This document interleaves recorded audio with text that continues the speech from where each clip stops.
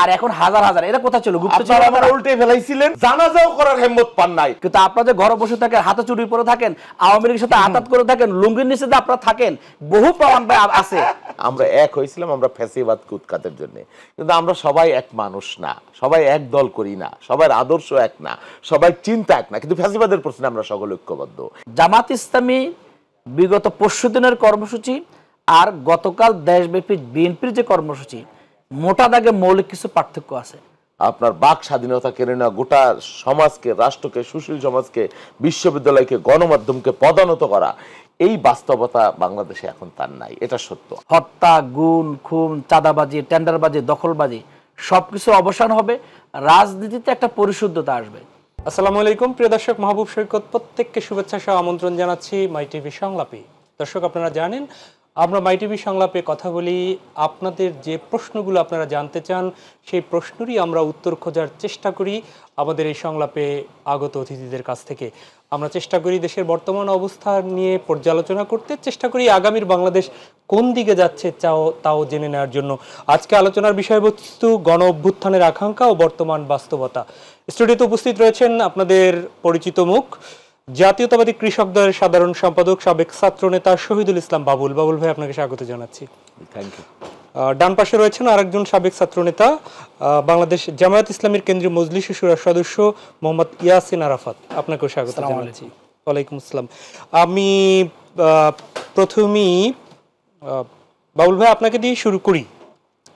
গণ অভ্যুত্থানের আকাঙ্ক্ষা নিশ্চয়ই ঠিক আবারও সেই আবু সাঈদের শাহাদাতের মধ্য দিয়ে যে ফ্যাসিবাদী শাসনের যে আবার নতুন করে যে ধাক্কা 17 বছরের আন্দোলনের পর, সেই রক্তভেজা মাঠ আবার আমরা পেয়েছি 16 তারিখ। তেমনই একটি ক্ষণে আমরা উপস্থিত। সে জায়গায় দাঁড়িয়ে গণ অভ্যুত্থানের যে আকাঙ্ক্ষাটা, যে ফ্যাসিবাদ বিলোপের আকাঙ্ক্ষাটা বাংলার মানুষ দেখছিল, সে আকাঙ্ক্ষার পানে আমরা কতটা এগিয়েছি? আপনি রাজনীতিবিদ, আপনি দেশের সচেতন মানুষ, সাবেক ছাত্রনেতা, এই সব কিছু মিলে আপনার পর্যবেক্ষণটা একটু জানতে চাই। আপনাকে ধন্যবাদ। আমার সহ আলোচক ইয়াসির আরাফাত ভাই এবং আমাদের দর্শক শ্রোতা সবাইকে আমার স্বাগতম। শোনেন, গণ অভ্যুত্থান এবং 5ই আগস্ট আমাদেরকে একটা বিরাট স্বপ্ন সামনে এনে দিয়েছে, এটা সত্য। মানুষের বিপুল আকাঙ্ক্ষা, এবং আকাঙ্ক্ষাটা এমন যে এই 5ই আগস্ট বাংলাদেশে হয়েছে, বাংলাদেশে আর কোনো অন্যায়, অনিয়ম, অত্যাচার, লাঞ্ছনা, গঞ্চনা, ফ্যাসিবাদ ফিরে আসবে না। হ্যাঁ, বাসার সুযোগ নাই, কিন্তু এই আকাঙ্ক্ষাটা খুব অতি বেশি আমাদের আকাঙ্ক্ষা, এটা সত্য। হ্যাঁ, এটা সত্য, কারণ যুগ যুগ ব্যাপী হাসিনাও যখন ছিল না তখনও বাংলাদেশে বা এই ভূখণ্ডে লাঞ্ছনা, বঞ্চনা বা নৈরাজ্য বা নিপীড়ন কম আর বেশি ছিল, কিন্তু হাসিনা সেটার মাত্রা এমন জায়গায় নিয়ে গিয়েছিল যেটা একটা বাংলাদেশের মানুষের জন্য একটা সীমাহীন একটা অবস্থায় তারা নিয়ে গিয়েছিল। আর শাসন পদ্ধতিতে রাষ্ট্র, সরকার একটা ভয়ানক নিপীড়ক যন্ত্রে পরিণত হয়ে গিয়েছিল। আর এর বাইরে এটা ঠিক যে আমরা যেটা আশা করছি যে স্বৈরাচার, ফ্যাসিবাদ বাংলাদেশে আর আসবে না। হ্যাঁ, এটা সত্য, স্বৈরাচার আর ফ্যাসিবাদ বা এইরকম রাষ্ট্রীয় জুলুম আসবে না শুধু খুব তাড়াতাড়ি, এটা আশা করাই যায়, এটা আশা করাই যায়, এটা আশা সুদূর করা হতো। আমিও তাই মনে করছি মানুষের সাথে সাথে। কিন্তু এই যে সামাজিক সন্ত্রাস, নৈরাজ্য বা মানুষের ধৈর্যহীনতা বা মব বা কি খুন বা জখম, এটা তো রাতারাতি বদল হয়ে যাবে না জুলাইয়ের সুইচের মধ্য দিয়ে। তবে রাষ্ট্র, সরকার বা রাজনৈতিক দল অবশ্যই তাদের লাগাম টানতে হবে, এবং সেই বাস্তবতা 100 ভাগ অর্জন না হইলেও কিছুটা অর্জন হয়েছে, অর্ধেক অর্জন হয়েছে, এটা আমি মনে করছি। রাষ্ট্র যেভাবে এখানে গুম করতো, খুন করতো, নিপীড়ন করতো, আমরা এখানে কথা বলতে ভয় পেতাম, এখানে বের হইলে আমাদেরকে নাই করে দেওয়া হবে কিনা, মাদ্রাসার ছাত্রদেরকে মারণাস্ত্র ব্যবহার করে খুন করা হচ্ছে কিনা, হবে কিনা, এই যে একটা রাষ্ট্র তৈরি করা হয়েছে মারণাস্ত্র ব্যবহার করে, প্রতিবাদ করতে গেলেই গুলি করে মানুষ হত্যা করা, আপনার বাক স্বাধীনতা কেড়ে নেওয়া, গোটা সমাজকে, রাষ্ট্রকে, সুশীল সমাজকে, বিশ্ববিদ্যালয়কে, গণমাধ্যমকে পদানত করা, এই বাস্তবতা বাংলাদেশে এখন তার নাই, এটা সত্য। আবার অনেক দুর্বলতাও আছে, সরকারের দুর্বলতা আছে, কিন্তু সরকার যে একেবারে অমানবিক হয়ে গেছে সেটা না। রাজনৈতিক দল যেমন পিটিয়ে পিটিয়ে লগি বৈঠা দিয়ে মানুষ হত্যা হয়েছে বাংলাদেশে, সেটাও আমরা দেখেছি, সেই বাস্তবতা নাই। বা মতিঝিলে মারণাস্ত্র ব্যবহার করে পয়েন্ট র্যাঙ্ক ব্লাঞ্চ থেকে পয়েন্ট থেকে গুলি করে মারণাস্ত্র দিয়ে রাতের মানে ব্ল্যাক আউট করে হত্যা করা হয়েছে। সেই বাইতুল মোকাম মসজিদের মধ্যে মানুষ হত্যা করা হয়েছে। নরেন্দ্র মোদীকে এখানে এনে 24 জন দেশের মানুষকে গুলি করে হত্যা করা হয়েছে। সেই রাজনীতি তো নাই। হ্যাঁ, আপনি যেটা আশা করেন বা মানুষ যেটা আশা করছে যে জুলাই হয়েছে আমাদের রাজনীতি সমাজ একেবারে পুতপবিত্র হয়ে যাবে, এটা কেউ হতে পারে। কোনো রাজনৈতিক দলও পুতপবিত্র হতে পারেনি। তবে চেষ্টা করতে হবে। আমি মনে করি অপরাধ কমেছে, বাড়েনি, এটা আপনার অনেকগুলো কথা বলেছেন, সবগুলো কথাই ধর্তব্য। তার মধ্যে একটা কথা একটু নেই, আপনি বলেছেন যে ধৈর্যহীনতা জনগণের এখানটায়। সেই ধৈর্যহীনতা কেবল কি জনগণের, আপনাদের রাজনৈতিক দলের মধ্যে কি নেই? যে অভ্যুত্থান একসাথে কাঁধে কাঁধ মিলিয়ে আপনারা আজকে এই সাইডেই যে দুটি দলের নেতা আছেন সেখানে দেখেছি, তারা কি ধৈর্যহীনতার পরিচয় দেননি? এই যে সাম্প্রতিক সময়ে আপনারা দেখেছিলাম। ধৈর্যহীনতা জনগণের বলেছে কিনা আমি বলিনি। মানে আমাদের মধ্যে দ্রুততম সময়ে একটা কি বলে কল্যাণ রাষ্ট্র পাওয়ার আকাঙ্ক্ষা আছে। এটা তো অস্বাভাবিক না, এটা অস্বাভাবিক। হ্যাঁ, আমাদের কিন্তু এর জন্য একটা 5ই আগস্টের বিপ্লবী একমাত্র মানে চাবিকাঠি হতে পারে না।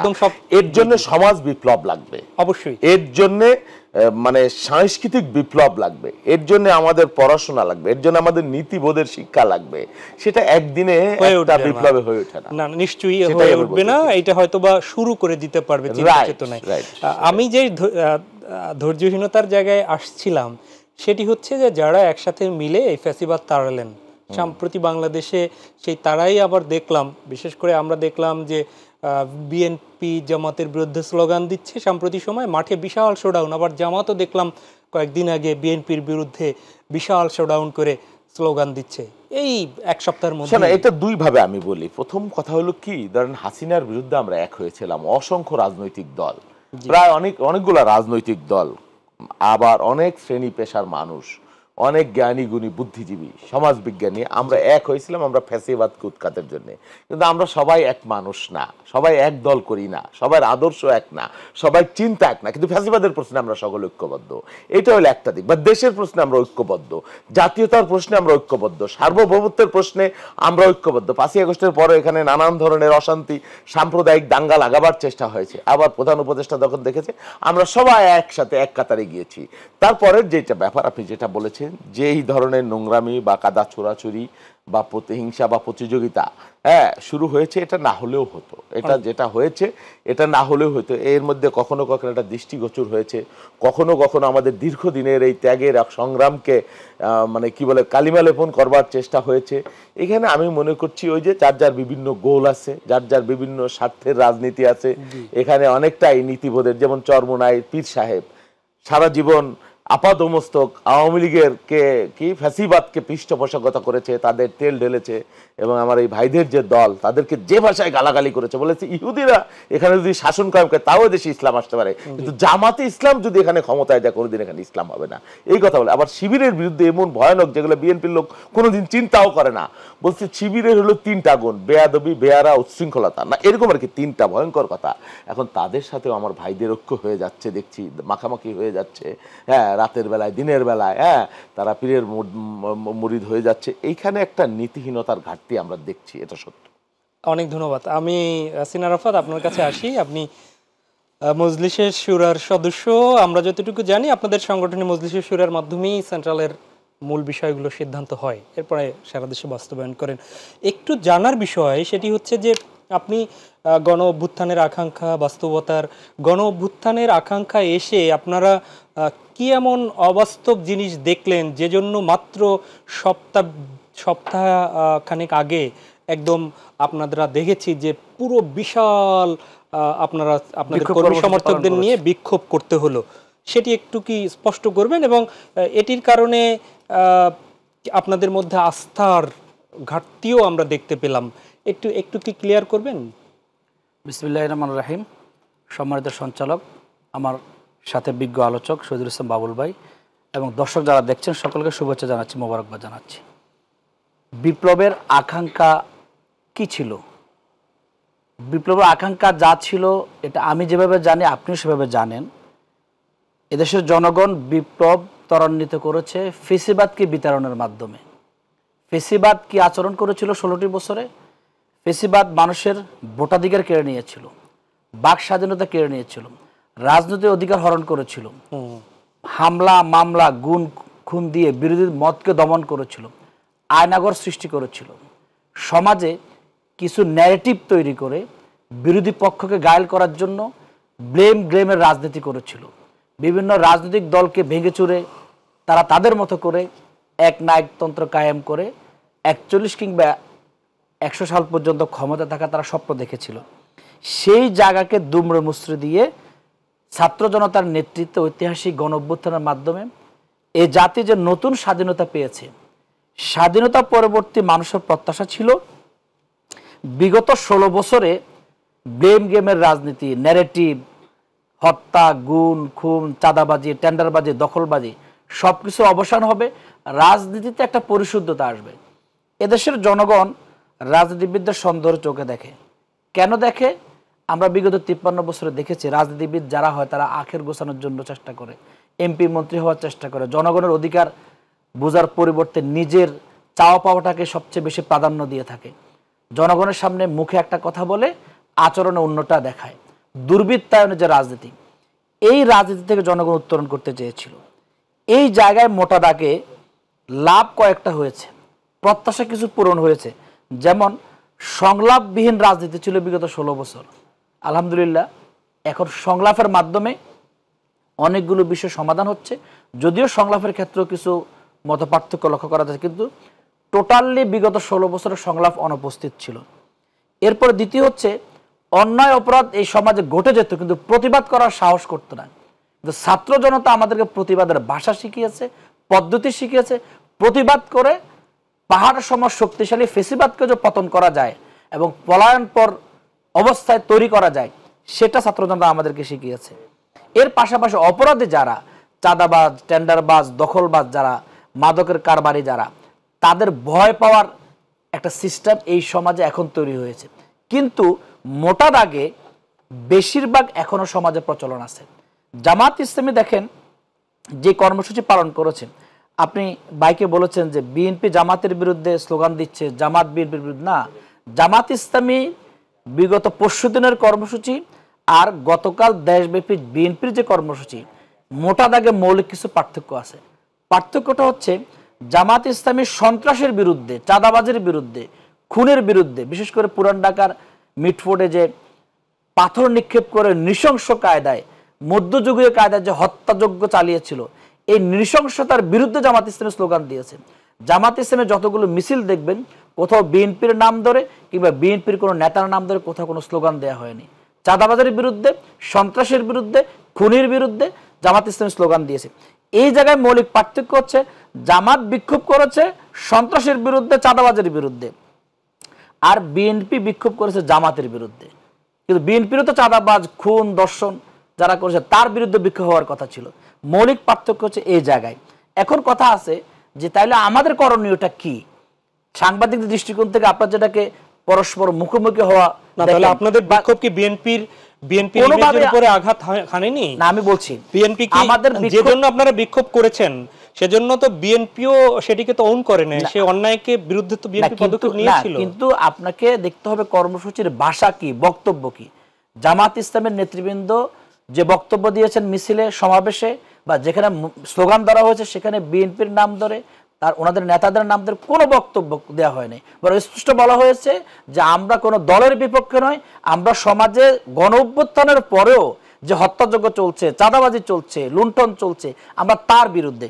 কিন্তু আমরা গতকাল লক্ষ্য করলাম, আপনিও খেয়াল করেছেন ফেসবুকে, সোশ্যাল মিডিয়াতে বা টিভির মাধ্যমে যত স্লোগান দেখেছি সব জায়গায় যে ন্যারেটিভ দিয়ে আওয়ামী লীগ ব্লেম গেমের রাজনীতি করেছিল, রাজাকারের তকমা দিয়ে বা বিভিন্ন কথা বলে একটা শিবির ধরে ধরে জবাই কর, জামাত শিবির রাজাকার, এই মুহূর্তে বাংলা ছাড়, এই স্লোগান, এই কথা তো আরো আগে দামাচাপা পড়ে গেছে। এবং আপনি লক্ষ্য করবেন যে কালকে সারাদিন ব্যাপী বিএনপির যতগুলো সভা সমাবেশ হয়েছে, মিছিল হয়েছে, এই দুইটা স্লোগান বেশি দেওয়া হয়েছে এবং নেতৃত্ব পর্যায়ে থেকে দেওয়া হয়েছে। কিন্তু তার বিপরীতে জনগণ যেটা সমর্থন করে না, ঢাকা বিশ্ববিদ্যালয়ের ছাত্ররা কালকে রাত্রে আবার রাজাকার স্লোগান তারা নতুন করে দেওয়ার চেষ্টা করে।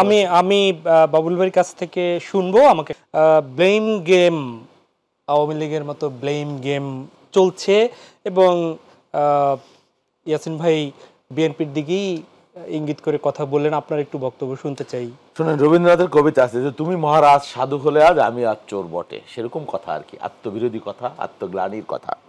দেখেন, মানে 5ই আগস্টের পরে মানে নৌকা ধানের শীষ দুই সাপের এক বিষ, এর জনক হলো জামাত ইসলাম।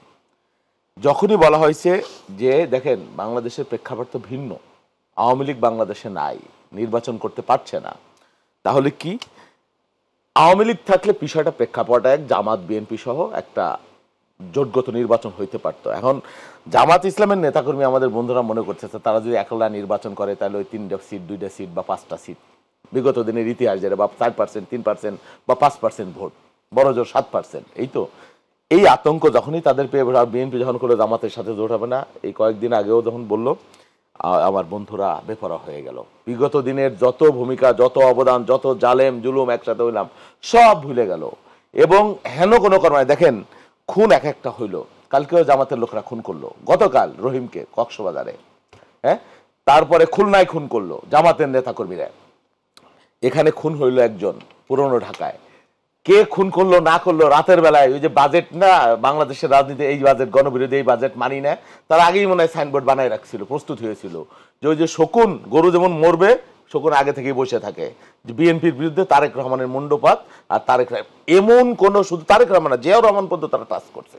তার আগে এক একজনের জামাত এবং শিবিরের 20টা করে বট আইডি, হ্যাঁ, গালাগালি কি কাহাকে বলে কত প্রকার সমস্ত ট্রেনিং তারা তাদের প্রশিক্ষণ দিয়ে দিছে তাদেরকে, ভাইদেরকে। বাংলাদেশের সব মানুষ জানে, ওরা বলবে যে সত্য না, আমি জানি, হ্যাঁ, এটাও অসত্য কথা। এই গালাগালি বাংলাদেশে বা রাজনীতিকে অসুস্থ করা, of the Jamaat, by the Jamaat, for the Jamaat, এবং এটা তাদের জন্য মঙ্গলজনক না। আস্তে আস্তে তারা বুঝবে তাদের কিসের ফাঁদে পা দিয়েছে। আরে ভাই, সবসময় আপনাদের জোট নিয়ে কিভাবে নির্বাচন করব, এই বিএনপি এই জামাতের কারণে কি পরিমাণ লাঞ্ছনা সহ্য করছে আপনি জানেন? বিএনপির প্রতিষ্ঠা হলো মুক্তিযুদ্ধের ঘোষক, তাদেরকে আমরা মন্ত্রিসভায় স্থান দিছি বলে বাংলাদেশে কতকাল আমাদেরকে জামাত আলবদর কি বিএনপি জামাত বলে গালি দেওয়া হইতো, রাজাকার আলবদর বলে গালি দেওয়া হইতো, আমরা নাকি মুক্তিযুদ্ধের বিরোধী দল। তাদের কারণে এই লাঞ্ছনার শিকার হয়েছি, তাদেরকে মন্ত্রী বানাইছি, হ্যাঁ, তারা হয়তো সাপোর্ট দিয়েছিল আমাদেরকে, হ্যাঁ, 3 জন না 4 জন সংসদ সদস্য, তখন কয়েকজন, সেই জন্যে। তারপরে দেখেন তাদের মার্কা নাই, 18 সালের নির্বাচনে ধানের শীষ মার্কায় তারা ভোট করেছে, হ্যাঁ। তারপরে মানে এই যে বিগত দিনে যখন নিজামী মুজাহিদ সাহেব যখন ফাঁসি হয়, আমরা আমাদের কত মানুষ বারবার বেগম খালেদা জিয়া তাদের বক্তৃতা বলে, এর জন্য আমাদের লাঞ্ছনা সহ্য করতে হয়েছে, হ্যাঁ। অথচ এই জামাত 86 সালে অলওয়েজ তারা উল্টা রাতে উল্টা পথে, মানুষের সেন্টিমেন্ট না বুঝে তাদেরকে আমরা ক্যারি করেছি এতদিন, হ্যাঁ। শুধু তাই না, আপনি দেখেন সর্বশেষ 28 অক্টোবর লক্ষ লক্ষ লোকের সমাবেশ, আমরা পুলিশের সাথে যুদ্ধ করতেছি মারণাস্ত্রের বিরুদ্ধে, লক্ষ রাউন্ড গুলি করছে, আর আমার ভাইরা কি সুন্দর সমঝোতা করে রাতের বেলা পরদিন আসরের নামাজের মধ্যে শান্তিপূর্ণ একটা সমাবেশ করে ঘরে ফিরে গেল সুবোধ বালকের মতো। এই হলো জামাত। এখন তাদেরকে আপনি নেগোসিয়েশন করবেন না, তারা এমপি হইতে পারবে না, জোট তাদের হবে না তাদের সাথে, এই জন্যে তারা মিটফোটে খুন হইছে, ক্যাম্পাসে ক্যাম্পাসে তারা গুপ্ত সংগঠন, এবং কেউ পরিচয় দিয়ে রাজনীতি করে না, এখনো কেউ পরিচয় না, এরা সাধারণ ছাত্রদের বেশ ধরে রাতের বেলায় মিছিল নামাই দিছে, হ্যাঁ। তারেক রহমানের নাই, তারেক রহমান, তার আগে কি বাস স্ট্যান্ড, অমুক স্ট্যান্ড, অমুক স্ট্যান্ড, চাঁদাবাজ। এই যে দেখেন প্রত্যেক দিনের খবর আছে জামাতের চাঁদাবাজির খবর, আমি দেখাই। এই যে উল্লাপাড়ায় সরকারি ভবন কার্যালয় দখল করে সাইনবোর্ড টাঙিয়ে দিয়েছেন জামাত নেতা। আমার দেশের খবর, আমার দেশের খবর। প্রথম আলোতে দেখেন, আপনি প্রথম আলো দেখেন খবর, নরসিংদীতে ব্যাংক কর্মকর্তাকে চাঁদা না পেয়ে ব্যাংক কর্মকর্তা মারধরের অভিযোগ শিবির কর্মীর বিরুদ্ধে, ছবি সহ কিভাবে আটকায় রাখছে। শুধু এইটা না, শত শত হাজার হাজার চাঁদাবাজির খবর। খুলনায় রক্কাইটে 3 দিন আগে মানুষকে খুন করছে, সেটা নিয়ে তাদের ভাই হানা স্লোগান দেয়, খুন হয়েছে আমার ভাই, খুনি তোদের রক্ষা নাই। মানে কি ব্ল্যাকমেইলিং এর রাজনীতি। শুধু দেখেন কুমিল্লায় রাতের বেলায় ধর্ষণ হয়েছে এক হিন্দু নারী, ওনার দায়িত্বশীল নেতারা, আমার কাছে স্ক্রিনশটও আছে, শিবিরের সভাপতি সেক্রেটারি ইউনিভার্সিটির বিএনপির ক্যাডাররা রেপ করেছে, অথচ ঘটনা কি প্রমাণিত হয়ে গেছে, বুমেরাং হয়ে গেছে তাদের জন্য। সম্পূর্ণ মিথ্যা কাহিনী। পটুয়াখালীতে ছাত্রলীগের এক পুলা, হ্যাঁ, রাতের বেলায় মানে প্রেম করে মেয়ে নিয়ে ভাগিয়ে গেছে, সমস্ত হুমড়ি খেয়ে পড়ছে। জামাতের যত শিবিরের আইডিয়া আছে, বিএনপির তারা গভীর রাতে নারীদের উপর কি লাঞ্ছনা করছে দেখেন। বাপ মা নিয়ে যাইতেছে মেয়েরে, একজনও দুঃখ প্রকাশ করে নাই মিথ্যার জন্য। ছাগল চুরি করে নিয়ে গেছে কিশোরগঞ্জে, বুঝছেন, মানুষ গণধোলাই দিতেছে। ওইটারে তারা এমন ভাবে মেক করছে যে বিএনপি মানে কি সাদা ছাগল বেছে নাই, সেজন্য চাঁদার দাবিতে মারপিট করতেছে। মানে ব্ল্যাকমেইলিং, প্রোপাগান্ডা কি কাকে বলে কত প্রকার, আমাদের ভাইদের কাছে আমাদের শিখতে হচ্ছে। বাউল ভাই, আমি একটু জবাবটা নিয়ে আসি। আপনি অনেকগুলো বললেন, হয়তো ধরে ধরে তথ্য দিয়ে বলছি, সেই ধরে ধরে হয়তো সেই জবাবটা ইয়াসিন ভাই হয়তো পারবে না, কারণ আপনি কি তথ্য নিয়ে আসছেন সেটা তো আর ওনার জানার কথা ছিল না। ওভারঅলি আমি একটু শুনতে চাচ্ছি, এই অনাস্থার জায়গা তৈরির জন্য বাবুল ভাই বলছে যে জামাত এবং শিবিরকে দায়ী করছে, চরমোনাই তার মিত্র হয়ে গেছে এবং জোট এর পেছনে জোট হবে না বা আপনারা তাদের সাথে। বাবুল ভাইকে ধন্যবাদ জানাই যে তিনি আজকে দুই একটা তথ্য উপস্থাপন করেছেন। এর আগে আরো কয়েকটা ওনার সাথে টকশো করেছে, সেখানে কোনো তথ্য উপস্থাপন করতে পারেননি। অনুবীক্ষণ দূরবীক্ষণ যন্ত্র দিয়ে প্রথম আলোর একটা রিপোর্ট, নরসিংদীর একটা রিপোর্ট, যে রিপোর্টগুলোর কোনো ভিত্তি নাই। দেখেন আজকে তিনি যে কুমিল্লার কথা যেটা বলেছেন, আমি প্রথম আলোর রিপোর্টে যদি আপনি কোট করে, প্রথম আলোর রিপোর্টে বলা হচ্ছে যে ব্যক্তি ওই ঘটনায় জড়িত তাকে বিএনপির মিছিলে দেখা গেছে। উনি একটু প্রথম আলোর রিপোর্টটা পড়ে দেখুক, সে বিএনপির পদধারী কি পদধারী না। প্রথম আলোর রিপোর্টে বলা হচ্ছে জনগণ বলছে তাকে বিএনপির লোকজনের সাথে দেখা গেছে, মিছিলে দেখা গেছে। মানে আপনি যদি তাকে ওন না করে যদি অস্বীকার করেন, তাহলে তার কিছু করার নাই। আপনি ব্লেম গেমের লিগের পদ আছে ভাইয়া, আমি এক মিনিট বলেন না না না বলছি, আমি কথা শেষ করি নাই ভাই, আমি তো কথাটা শেষ করি নাই। সে একসময় ছাত্রলীগ করতো, এখন সে বিএনপির লোকজনের সাথে তাকে দেখা গেছে, জনগণ বলছে। এখন জনগণ কি বলবে তাকে? পুরনো ছাত্রলীগ বলবে না বর্তমান পরিচয়টা বলবে? আপনাকে তো সেটা স্বীকার করতে হবে। এতক্ষণ পর্যন্ত তিনি যে তথ্যপত্রগুলো দিলেন, বেশিরভাগ তথ্যপত্রের সাথে কোনো মিল নাই। দেখেন সাধারণ ছাত্ররা বিক্ষোভ করছে, তিনি দায় চাপালেন কার উপরে? শিবিরের উপরে। এইটা প্রকাশ্য দিবালোকে ছাত্র দলের সভাপতি সেক্রেটারি সংবাদ সম্মেলনে কি বলছে যে এটা শিবিরের উপর দায় চাপায় দাও। শিবিরের উপর দায় চাপানোর রাজনীতি বহু আগে বন্ধ হয়ে গেছে, ওনারা আবার সেটা শুরু করেছেন। আমি চ্যালেঞ্জ দিয়ে বলবো, জামাত ইসলামী, ইসলামী ছাত্র শিবির কোনো বিক্ষোভ মিছিল থেকে কোনো নেতা আজকে পর্যন্ত কটূক্তি করে কোনো কথা বলে নাই। কিন্তু গতকাল সারা দেশে ওনাদের শত শত মিছিল থেকে জামাতের ব্যাপারে যেরকম কটূক্তি করা হয়েছে, আমরা কটূক্তি দিয়ে কটূক্তির জবাব দিতে চাই না, কারণ আমরা আদর্শবাদী দল। আমরা বলি ওরা কাদা ছুড়ে বাধা দিবে না। এই বটাডের কথা যদি আপনি বলেন, না বলছি বটাডির ক্ষেত্রে এই গতকালকে ছাত্র দলের একজনে শিবির থেকে পদত্যাগ করছে, আপনারা ফেসবুকে দেখে থাকার কথা, যে শিবিরের এই কারণে আমি শিবির থেকে পদত্যাগ করলাম। ভিতরে খুঁজে দেখা গেল সে মুন্সিগঞ্জের ছাত্র দলের একজন নেতা। এরকম বটাডি কারা চালায় সে তার তথ্যপত্র অনেক ফেসবুক আছে, সেখান থেকে আপনি দেখতে পারেন। দেখেন খুলনার ঘটনায় জামাত শিবিরকে দায়ী করলেন, আপনি রিপোর্ট দেখেন, মোটরসাইকেলে হেলমেট পরে কারা চলে যাচ্ছে, সে হেলমেটধারীদের পরিচয় গতকাল পত্রিকায় প্রকাশিত হয়েছে, বিএনপি দলীয় লোকজন। কিন্তু এখনো পর্যন্ত মানে পত্রিকায় প্রকাশিত হওয়ার পরেও যদি ওনারা এটা দায় জামাত শিবিরের উপর চালান, এই দায় চাপানোর রাজনীতির কারণে তো আওয়ামী লীগের পতন হয়েছে, ব্লেম গেমের রাজনীতিতে করার কারণে তো আওয়ামী লীগের পতন হয়েছে। আমরা জানি না ওনারা এখান থেকে শিক্ষা গ্রহণ করবেন কিনা। বট আইডি বলেন, দায় চাপানো বলেন, এই বিষয়গুলো আমার মনে হয় যে আমলে নেওয়া দরকার। এখানে দেখেন ওনারা বলছেন যে আমরা সবকিছু ভুলে গেছি। ওনারা আমার জামাত ইসলামের নেতৃবৃন্দ তাদেরকে ফাঁসির কাজটা কেন ঝোলানো হয়েছে? প্রত্যেকটা রাজনৈতিক ব্যক্তি বিশ্লেষণ করে বলবেন, জামাত ইসলামে যদি বিএনপিকে সাপোর্ট না দিত, বিএনপির সাথে জোটবদ্ধ না হতো, জামাতের একজন নেতাকেও ফাঁসি দেওয়া হতো না। 1991 সালে নিঃস্বার্থভাবে জামাতের সমর্থন ছাড়া ওনার ক্ষমতায় আসতে পারেন না। আমরা নিঃস্বার্থভাবে সমর্থন দিয়েছি, ওনাদের কৃতজ্ঞতা স্বীকার করা উচিত। 2001 সালে মন্ত্রী কে হইল? তখন মন্ত্রী হয় নাই ভাই। 1991 সালে জামাত কোনো মন্ত্রিত্ব নেয় নাই, নিঃস্বার্থভাবে বিএনপিকে সমর্থন দিয়েছে। দুইজন মহিলা এমপি কে বানাইলো নারী এমপি? আমরা 18 জনের কোটা পেয়েছি। দুইজন নারী এমপি। না না নিঃস্বার্থ বলেন কেন? না না নিঃস্বার্থ কথা কেন বলেন? না না না জানেন না, শুনেন হাফেজা আসমা। আচ্ছা আমার কথাটা আপনি শুনেন, যুক্তি বোঝেন। অসত্য দিচ্ছেন। মহিলা এমপি নির্বাচিত হয় কিসের মাধ্যমে? কোন কারো কোন দল সমর্থন করলে? এমপিদের মাধ্যমে। এমপি তো আমি 18 জন এমপি পেয়েছি, আমি প্রতি 5 জন একজন, 3 জন একজন, এই কোটা আমি মহিলা এমপি পেয়েছি। আপনাদের কোনো দয়া দাক্ষিণ্য পাই নাই, বরং আমরা দয়া দাক্ষিণ্য করেছি, আপনাদের কৃতজ্ঞতা স্বীকার করা উচিত। সুতরাং আপনারা যতবার ক্ষমতা গিয়েছেন, জামাত ইসলামের সমর্থন ছাড়া আপনারা ক্ষমতা যেতে পারেন নাই। এই কৃতজ্ঞতা আপনাদের স্বীকার করা উচিত। দেখেন, আমরা ওদের সাথে যুক্ত হওয়ার কারণে ভারতের ফরমায়েশে জামাত ইসলামের শীর্ষ 11 জন নেতৃবৃন্দকে ফাঁসির কাস্টে ঝুলিয়ে কিংবা কারাগারে হত্যা করা হয়েছে। ওনারা কোনো দুঃখ প্রকাশও করেনি, কোনো বিবৃতিও ওনারা দেননি।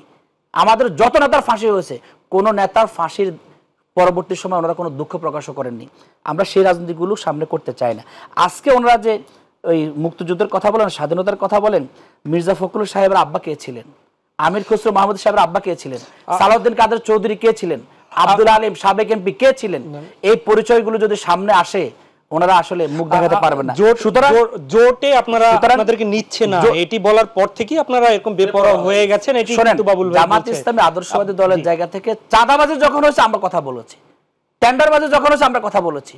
চাঁদাবাজি, টেন্ডারবাজি, খুন, দর্শন এর বাইরে জামাত ইসলামী কথা বলেছে, চ্যালেঞ্জ দিয়ে বললাম, একটা কোথাও খুঁজে পাবেন না। শিবিরের জামাতের ব্যাপারেও চাঁদাবাজির অভিযোগ এনেছে বাবুল ভাই। আমি বললাম জামাত ইসলামী জামাত ইসলামী যেটা হাজার হাজার বলেন, উনি অনুবীক্ষণ দূরবীক্ষণ যন্ত্র দিয়ে খুঁজে পাবেন না।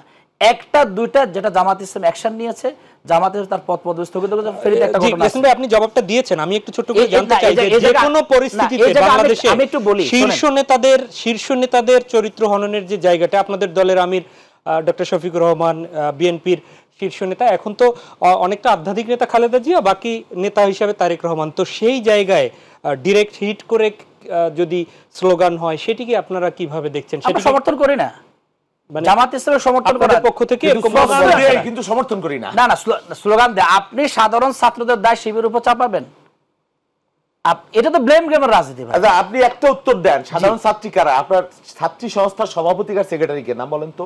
পৃথিবীর কোন মানুষ জানে কিনা? এরা যে গুপ্ত সাধারণ ছাত্র হয়ে রয়েছে, এখনো যে ছাত্রলীগ হয়ে রয়েছে না, ছাত্রদল হয়ে রয়েছে না, এনসিপি হয়ে রয়েছে, বলেন এরা সাধারণ ছাত্র কারা গুপ্ত না, আপনি তাদের পরিচয় পাবেন। গুপ্ত রাজনীতি করে না তো। না, এই জন্য তো আপনাদের কমিটি, আমরা গুপ্ত রাজনীতি করি না। কমিটি ঘোষণা হলে ছাত্রলীগের লুঙ্গির তলে থাকি না। এই জন্য কমিটি ঘোষণা হলে, কমিটি ঘোষণা করে 30 জন, 11 জনকে পাওয়া যায় ছাত্রলীগের নেতা কর্মী ছিল। তো গুপ্ত সংগঠন কারা করে? আর আপনাদের ছাত্রলীগের পদ দাঁড়িয়ে আপনার সভাপতি। না শুনেন, আপনাদের নেতা নেত্রীরা জেলে, তাদেরকে বের করার জন্য 5-10 জনের মিছিলের লোক পাওয়া যায় না, আর এখন হাজার হাজার। এরা কোথা ছিল? গুপ্ত আপনারা উল্টে ফেলাইছিলেন। আমরা অবশ্যই একদিন তালা খুলতে পারেন নাই, 3 ইঞ্চির তালা, বড় বড় ডায়লগ দেন। সাইদির মতো এত বড় একজন আলেম জানাজাও করার হিম্মত পান নাই, আর এখন বিরাট হনু হয়ে গেছে। সাইদি সাহেবের ফাঁসির রায়ের পরবর্তীতে 200 জন জীবন দিয়েছেন। সাইদি সাহেবের ফাঁসির রায়ের পরে জামাত ইসলামীর 200 জন নেতাকর্মী জীবন দিয়ে প্রমাণ করেছে, নেতাকে কারাগারে রাখলে জামাত ইসলামী ঘরে বসে থাকে না। আমরা প্রমাণ করেছি। আল্লামা সাইদি বলেন, নিজামী সাহেব বলেন, মুজাহিদ সাহেব বলেন, পারেন না। শুনেন, আমাদের তালা খুলতে পারেন না, একটু বুঝার চেষ্টা করেন, করতে পারেন না, আর এখন বিরাট। আমরা জানাজা করেছি, শহীদ হয়েছি, আমাদের নেতাকে ফাঁসি দিয়েছে, রক্ত দিয়ে আমরা প্রমাণ করেছি। নেতার মৃত্যুতে আমরা ঘরে বসে থাকি না, কিন্তু আপনাদের ঘরে বসে থাকেন, হাতে চুরি পরে থাকেন, আওয়ামী লীগের সাথে আঘাত করে থাকেন, লুঙ্গির নিচে আপনারা থাকেন, বহু প্রমাণ আছে, সেটা আপনারা দেখতে পাবেন। প্রেম করতো না, প্রেম করে ছোটবেলায় লিখতো, যখন তোমার কেউ ছিল না তখন ছিলাম আমি, এখন তোমার সব হয়েছে পর হয়েছি আমি, নাকি একটা এই ধরনের কথা আছে না ছন্দ? তো জামাত ইসলাম হয়েছে তাই, আপনার পর চরমোনাই পীর তার আপন হয়ে গেছে। আপনি চিন্তা করতে পারবেন, যারা ওনাদের ইহুদি বলে, নাসারা বলে, ধর্মবিদ্বেষী বলে, হ্যাঁ, কয় জীবনে ইসলামের অ নাই। হ্যাঁ, আমরা তো এরকম সমালোচনা জামাতকে কখনো করি নাই। জামাতের সাথে আমরা দীর্ঘ পথ চলছি, লাঞ্ছনা বঞ্চনা সহ্য করছি। জামাতরে কে বুঝেছে? তারা ইন্ডিয়ার প্রশংসা করে যে ভারত আমাদের বন্ধু। জামাতের আমির কথা শুনেন নাই, ভারত অখুশি হোক, এরকম কাজ আমরা করবো না। আচ্ছা, আপনি সার্চ দেন, বলে দেন আমরা এগুলো বলি টলি নেই। নির্বাচন নিয়ে কতবার স্ট্যান্ড পরিবর্তন করছে জামাত। সেদিনও দেখলাম ডাক্তার তাহের বিএনপির সাথে প্রেস কনফারেন্সে বলতেছে ফেব্রুয়ারির মধ্যে নির্বাচন চাই। হ্যাঁ, আমাদের কোনো আপত্তি নাই, ফেব্রুয়ারির মধ্যে। আবার বললো যে আবার বলেন, কারণ আবার উল্টেই দিবে তো যে কোনো মুহূর্তে। বলে হ্যাঁ, আবারও বলছি, সালাউদ্দিন ভাই বললো ফেব্রুয়ারির মধ্যে নির্বাচন হইলে আমাদের কোনো আপত্তি নাই। হ্যাঁ, শুনলাম, নিজের কানে দেখলাম। তারপরও এখন আবার তারা নির্বাচন নিয়ে, তারা এইটা চায়, তারা পিআর চায়, তারা ওই উচ্চ কক্ষ চায়, তারা নির্বাচন, তারা গণপরিষদ চায়, তারা এইটা চায়। তার মানে নির্বাচনকে তারা ভয় পাচ্ছে। আলটিমেটলি নির্বাচন, এক সময় আমরা সবাই আন্দোলন করছি তত্ত্বাবধায়ক সরকারের জন্য, শুধুমাত্র তত্ত্বাবধায়ক সরকার হলে আমরা নির্বাচন করব। এখন নানান ধরনের আবদার, সময় অসময়ে ছেলে ভুলানো আবদার, এইটা ওইটা, মানে নির্বাচন না। এখন তো পাওয়ার এনজয় করতেছে এনসিপি জামাত মিলে, ব্যাপক পাওয়ার এনজয় করতেছে। লোক যে সব জায়গায় সেট করে দিছে আল্লাহর রহমতে। হ্যাঁ, খুব আরামে শান্তিতে আপনি নির্বাচনের কথা যেহেতু এরকম চললে তো কোনো অসুবিধা নাই। আপনার নির্বাচনের কথা যেহেতু তুললেন, আমি একটু কোট করি। আজকে বিএনপির স্ট্যান্ডিং কমিটির সদস্য ডাক্তার জেডএম জাহিদ হোসেন, ওনার একটু কথা কোট করি। আজকে আইন শৃঙ্খলা পরিস্থিতির অবনতি ঘটিয়ে নির্বাচন পেছানোর ষড়যন্ত্র চলছে। হ্যাঁ, কে করছেন এই ষড়যন্ত্র? এটা তো অবশ্যই একটা কারণ এখানে সরকারেরও দায় আছে। তারা এই খেলায় পা দিছে কিনা আমি জানি না, মানে দেখেও না দেখার ভান করছে, হ্যাঁ, যাতে শোরগোল হয়ে যায়। পুরান ঢাকার ঘটনাটা দেখেন, কে এটা নিন্দা না করেছে আপনি বলেন? কে? আমার টপ টু বটম আমার পার্টি, আমরা বেদনা হতো এই ধরনের ঘটনা। কি আমরা কি অমানুষ? আমরা কি মানুষকে নিয়ে রাজনীতি করি না? এইটা নিয়ে জুম্মার নামাজের পরে ফেসবুকে সাইডে একটা শোরগোল, ঘটনার 2 দিন পরে মনে হয় যে তারেক রহমানই এই হামলার সাথে জড়িত, তিনি মনে হয় নির্দেশ দিয়েছেন। চরিত্র হনন কাকে বলে, কত প্রকার এবং কি কি, আর গালি, নিকৃষ্ট গালি। আমার ভাইরে বলবে না তো আমরা তো জান্নাতি লোক, সব আমরা সব গালি টালি জানি না, সব লোক জান্নাতে যাবে। স্বীকারই করে না তাদের লোক কোনো অপরাধ করে, প্রোপাগান্ডা করে, গালি করে। অথচ বাংলাদেশের নিকৃষ্ট গালির হেডকোয়ার্টার আমার ভাইয়েরা একজনের পরিচয় দিবে না। এই যে বললাম না, ছাত্রী সংস্থা সব বেনামি রাজনীতি করবে, কখনো ছাত্রলীগের তলে, কখনো সাধারণ ছাত্র সাইজা, কখনো বিএনপি সাইজা, কখনো চরমুনাই সাইজা। এই যে ছাত্র শিবিরের যে সভাপতি, খুলনা ইউনিভার্সিটি, ছাত্র রাজনীতি নিষিদ্ধ ছিল, সেখানকার ছাত্রলীগের পদ ছিল, সেক্রেটারি যে সে হলের ক্যান্ডিডেট ছিল। ছাত্র শিবিরের অধিকাংশ ছাত্রলীগের পদ ছিল বা পদাকাঙ্ক্ষী ছিল বা ছাত্রলীগ করতো। আমরা এই রাজনীতি করি না। হাসিনার বিরুদ্ধে 17 বছর আমরা লড়াই করেছি, 17 বছর কোনো পরিচয় লোকানের প্রয়োজন হয় নাই, আমাদের শিক্ষা জীবন ব্যাহত হয়েছে, আর তারা ছাত্রলীগ হয়ে রাজনীতি করে। এটা দুর্ভাগ্যজনক। জামাত থেকে এটা আমরা আশা করি না। মজলুম জামাত, আমরাও মজলুম, দীর্ঘদিন লড়াই করেছি, সংগ্রাম করেছি। হ্যাঁ, উনি বললো যে কি একবারও নাকি প্রতিবাদ করে নাই। বেগম খালেদা যতবার নিজামী সাহেবের, মুজাহিদ সাহেবের মুক্তি চাইছে, ততবার আমাদের দলের এক ছাত্র শিবিরের আব্দুল জব্বার নাকি যে ঠাকুরগা বাড়ি যে ছেলেটা সভাপতি ছিল আমাদের, তার জন্য কতবার বলেছে নির্যাতন হয়েছে।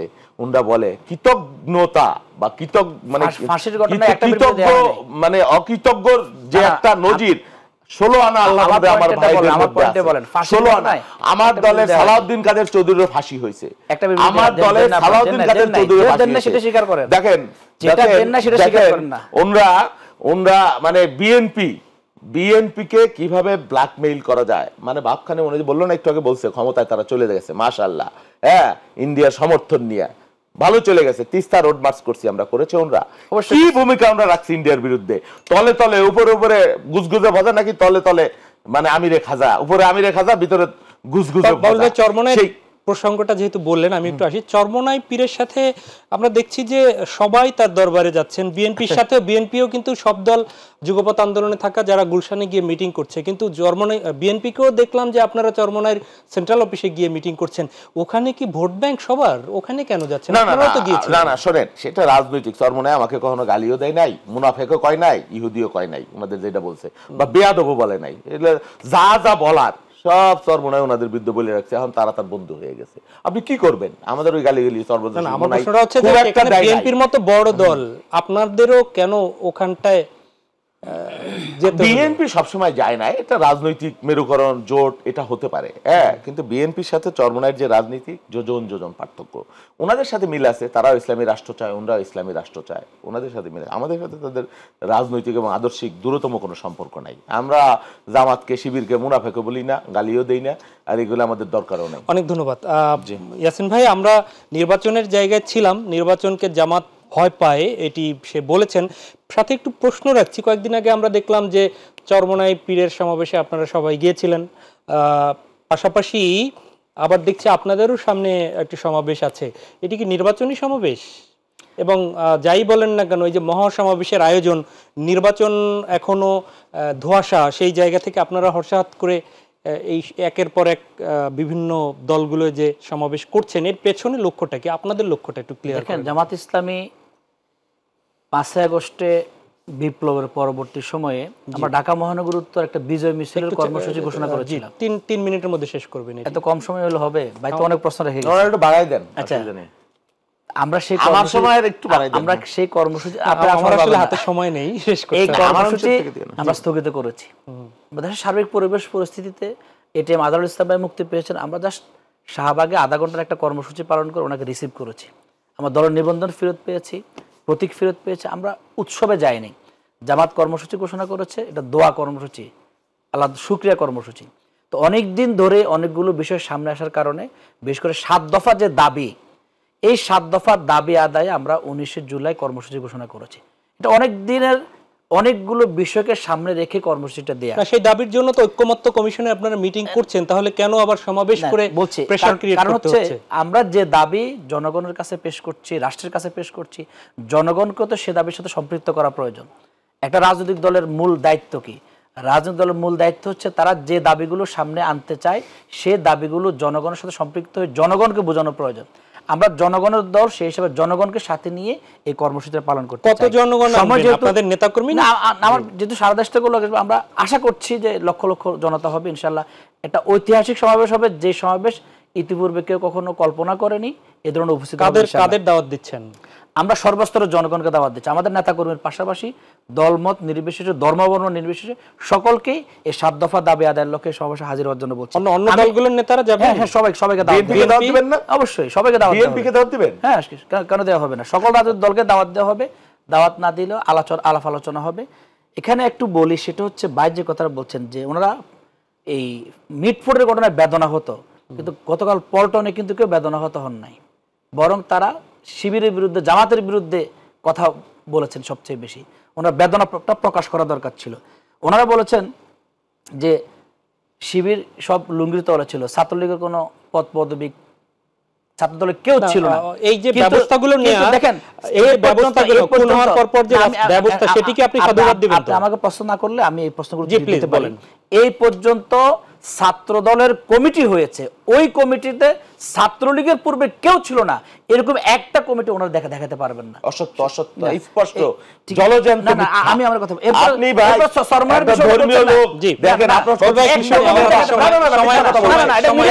চরম মিথ্যা। আমি শেষে যদি আমার ভাই দেখেন, মানে 100% একটা জলজ্যান্ত মিথ্যা। আমার হাতে সময় নেই। ছাত্রদলের কমিটি দেখেন, আমার ভাই মাথা কত সুন্দর টুপি, কি সুন্দর সুন্নতি লেবা, অথচ পরিষ্কার মিথ্যা কথা বলছে।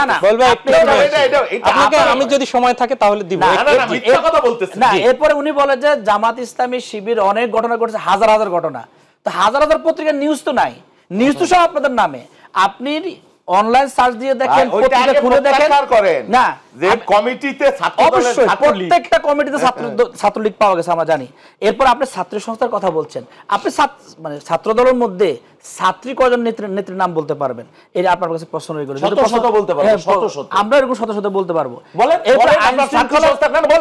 না, এইটা বলেন ছাত্রী সংস্থার সভাপতি, এটা বলেন নাকি গুপ্ত? না না, আমি বললাম তো গুপ্ত কি না। আমি আপনাকে বললাম, আপনি এরকম তো অনেক বলতে পারবেন। আমি এরকম দয়া করে একটু আমরা আগাই, আমাদের করবেন না। না না, এরপরে দেখেন আইন শৃঙ্খলা পরিস্থিতি অবনতি ঘটিয়ে নির্বাচন এরকম বহু প্রশ্ন উত্তর তো আপনি দিতে পারবেন, আমি দিতে পারবো। অথেন্টিকতার জায়গা থেকে আপনাকে তো তথ্যভিত্তিক বলতে হবে। আপনি শিবিরের বিরুদ্ধে, জামাতের বিরুদ্ধে হাজারো তথ্য নিয়ে আসবেন, পত্রিকা নিউজ দিতে হবে। আরে ভাই, আমি একটা কথা খালি জিজ্ঞেস করছি, আপনার ছাত্রী সংস্থার সভাপতি সেক্রেটারি কে, নাম বলেন? ছাত্রী সংস্থার সভাপতি সেক্রেটারি আপনি এখানে সার্চ দেন, পত্রিকা পাবেন। আপনি আপনার উত্তরটা শেষ করেন। আপনি জানেন না কেন জানবেন? আমি আপনাকে বলছি 1 মিনিট আছে, আমি শেষ করি। জি না, আমি এখানে শুধু লাস্টের পয়েন্টটা বলি, সেটা হচ্ছে আইন শৃঙ্খলা পরিস্থিতির অবনতির ঘটিয়ে নির্বাচন পেছাতে চায়। প্রত্যেকটা আইন শৃঙ্খলা পরিস্থিতি অবনতির পেছনে তো ওনারা দায়ী, যুবদল দায়ী, ছাত্রদল দায়ী, বিএনপি লোকজন দায়ী।